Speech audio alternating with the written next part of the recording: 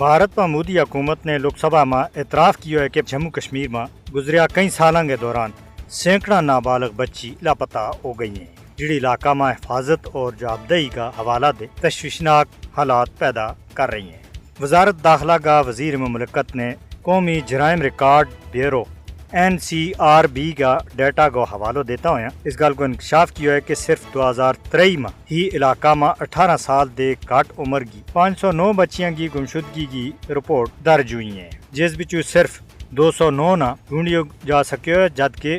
300 اس وقت تک لاپتہ ہیں۔ ڈیٹا دے گل بھی ظاہر ہے کہ یہ ایک پریشان کرنے والا رجحان ہے، کیونکہ 2019 میں 355، اسی طرح 2020 میں 350 اور 2021 میں 443، 2022 میں 502 کیس رپورٹ ہویا ہے، جڑا اس قابض علاقہ کے بچ نوجوان بچیاں کی مسلسل گمشدگی اور خطرہ کی نشاندہی کریں۔ یہ ساری صورتحال مقبوضہ جموں کشمیر میں بھارت کو سب سے زیادہ فوجی جماؤ کی وجہ بنی ہوئی ہے۔ اس کی وجہ دے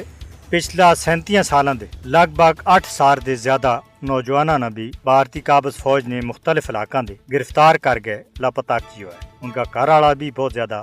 پریشان ہے اور اسی طرح ان بچیاں کا ورثہ بہت زیادہ پریشانی کو شکار ہے۔